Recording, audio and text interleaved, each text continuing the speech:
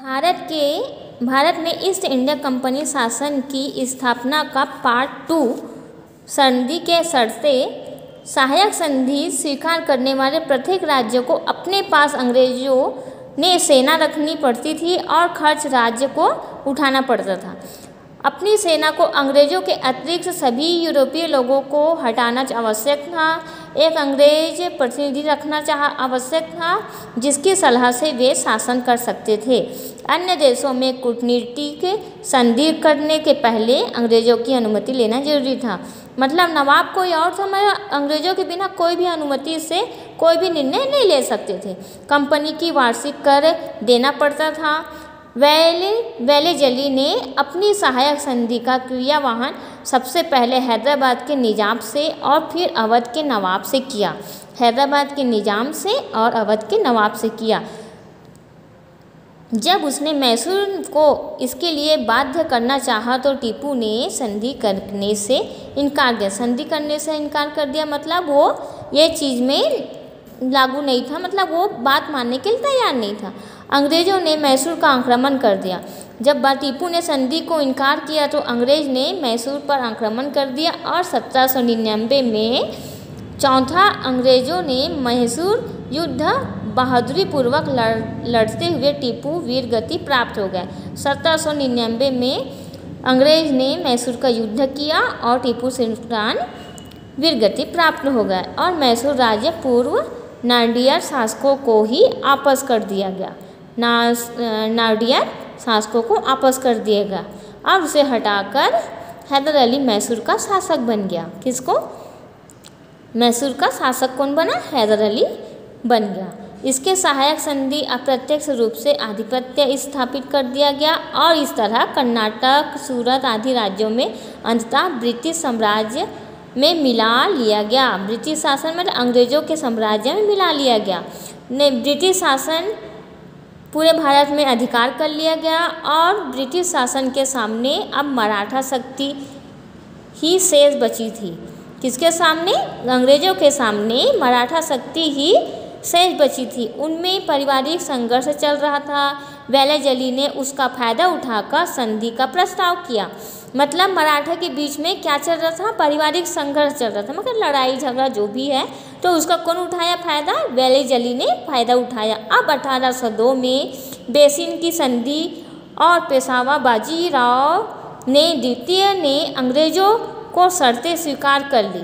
मतलब बेसिन की संधि के द्वारा पेशवा बाजीराव ने अंग्रेजों के शर्तें, जो भी शर्तें नियम थे, उसको स्वीकार कर लिया। और इधर अंग्रेजों ने संधिया और भोसले से भी युद्ध 1802 और 2004 मतलब 1804 में अंग्रेजों ने विजय रहे।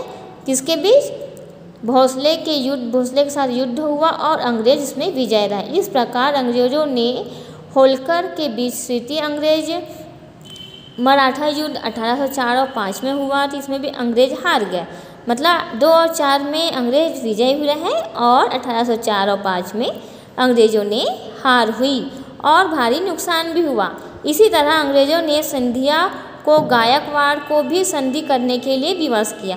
मतलब अंग्रेजों ने मराठों को भड़काया, उसके बाद गायकवाड़ से भी संधि की, लड़ाई की, विवश कर दिया, मतलब लड़ाई करने के विवश कर दिया। उसके बाद ऐसी बात नहीं थी और अपमानजनक संधियों के कारण मराठों का भी स्वाभिमान पुनः जागने लगा। मतलब मराठों का स्वाभिमान जागने लगा और अब ये अंतिम और निर्णायक युद्ध लड़ने के लिए तत्पर हो गए। मतलब मराठा लोग युद्ध करने के लिए तैयार हो गए। और फलतः चतुर्थ आंग्ल मराठा युद्ध सुने ही हो गए आप लोग। आंग्ल मराठा युद्ध 1817 और 18 में प्रारंभ हो गई।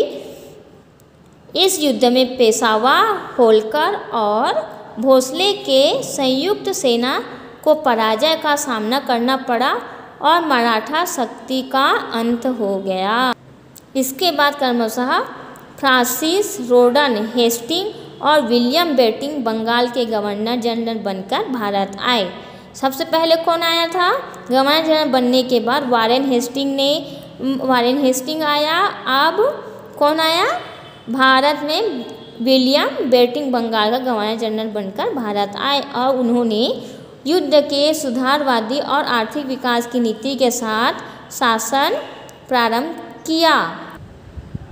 आर्थिक और सामाजिक विकास नीति को इसमें समझाया। विलियम बेंटिंक ने आर्थिक सुधार के लिए गवर्नर जनरल ने रूप में की जाती थी। युद्ध के बदले शांति की अनुयायी था। निरंतर रहने वाली कंपनी आर्थिक स्थिति बिगड़ चुकी थी, मगर सुधारने के लिए सर्वप्रथम विलियम बेंटिंक ने विशेष ध्यान दिया और सैनिकों की संख्या को, प्रशासनिक व्यय की कमी हुई, उच्च पद भारतीय अधिकारियों की नियुक्ति किया गया। राजस्व वसूली करने के लिए उसने बंदोबस्त व्यवस्था को अपनाया और 30 वर्षों के लिए लगान निश्चित करवाया। उसने सामाजिक सुधार को विशेष ध्यान दिया और प्रमुख सामाजिक कुरीतियों को सती प्रथा, बाल विवाह, बाल हत्या, नर बलि प्रथा आदि को रोक लगाने के लिए कठोर कानून बनाए गए। उसने अंग्रेजों भाषा की शिक्षा के माध्यम भी बनाया और उसने कलकत्ता में एक मेडिकल कॉलेज की स्थापना की। सन 1831 में एक कानून पास करवाया जिसमें भारतीयों की उच्च पदों की नियुक्ति की जा सके और उन्हें राष्ट्र राज्य मार्गों की स्थापना किए। सन 1818 तक मराठा ने पतन होने के साथ ही अंग्रेजों का विस्तार या अधिकार पंजाब और सिंध छोड़कर, इसलिए कंपनी के प्रशासनिक सुधारों की ओर ध्यान देने का अवसर मिला। इस दिनों यूरोप के इंग्लैंड में रूस के बीच तनाव चल रहा था। अंग्रेजों के डर से रूस अफगानिस्तान मार्ग भारत में आक्रमण कर सकता था और सिंध प्रांत अफगानिस्तान में लगा हुआ था। वहाँ अमीर को सहायक संधि के लिए बाध्य किया गया। सिंध को अधिकार करने के लिए इस तरह पंजाब और राज्य की रणनीति बनाई गई और शक्तिशाली राज्य बनाया गया। उसके बाद मृत्यु होने के बाद अंग्रेजों ने पंजाब को आक्रमण कर दिया और 1849 में पंजाब पर अधिकार कर लिया गया। कौन किया?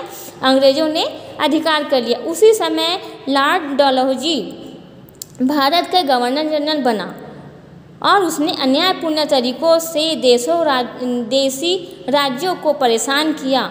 उसने 3 अव्यावहारिक नीतियाँ बनाकर उनका पालन करने के लिए देशी राज्यों को बाध्य किया, जिससे भारतीय इतिहास में डलहौजी की हड़प नीति का नाम से जाना जाता है। किसको? इतिहास के डलहौजी को हड़प नीति के नाम से जाना जाता है। आइए जानते हैं कि हड़प नीति, डलहौजी की हड़प नीति क्या होती है। निसंतान राज्यों के गोद लिए पुत्रों के अधिकार को न मानते हुए उनके राज्यों को अंग्रेजी राज्यों में मिलाना, ये क्या है? डलहौजी का हड़प नीति। कुशासन के आधार पर देशी राजाओं को हटाकर उनके राज्य पर अधिकार लेना और युद्ध द्वारा देशी राज्यों को अधिकार में करना, ये सब क्या है? डलहौजी का हड़प नीति। डलहौजी ने अपनी पहली नीति के अनुसार जयपुर, झांसी, नागपुर, उदयपुर आदि राज्यों को अंग्रेज साम्राज्य में मिला लिया। इसी तरह उसने अपनी दूसरी नीति के अनुसार अवध को अपने अधिकार में कर लिया और उसने युद्ध के द्वारा पंजाब को भी अंग्रेजों साम्राज्य में शामिल कर लिया। लॉर्ड डलहौजी ने शासनकाल में कुछ प्रशासनिक सुधार का कार्य भी हुए और जिसमें डाक तार की स्थापना किया गया, कमिश्नरी प्रणाली लागू करना, परिवहन संचार का क्षेत्र में सुधार करना, शिक्षा आयोग का गठन प्रमुख था और भारत में पहली रेलगाड़ी 1853 में मुंबई और ठाणे के बीच चली। कब चली? 1853 में मुंबई और ठाणे के बीच रेलगाड़ी चली।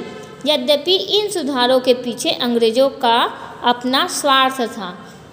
इससे उन्हें अपने विजय राज्यों को प्रशासनिक नियंत्रण करने में मदद मिली। इसके अतिरिक्त कच्चा माल इकट्ठा करने एवं तैयार माल भेजने की सुविधा होने लगी और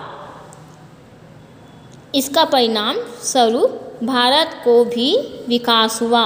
अंग्रेजों के कारण भारत का भी विकास हुआ। उसके बाद हड़प नीति का निर्णय लिया गया। अब डलहौजी ने हड़प नीति के परिणाम स्वरूप भारत के देशों राज्यों को असंतोष व्याप्त हो गया और 1857 में आंदोलन करने का मुख्य कारण कौन था? अंग्रेज। अब अगला चैप्टर आगे वाले अध्याय में विस्तार से पढ़ेंगे बच्चों। आज आपका चैप्टर कंप्लीट होता है। Thank you.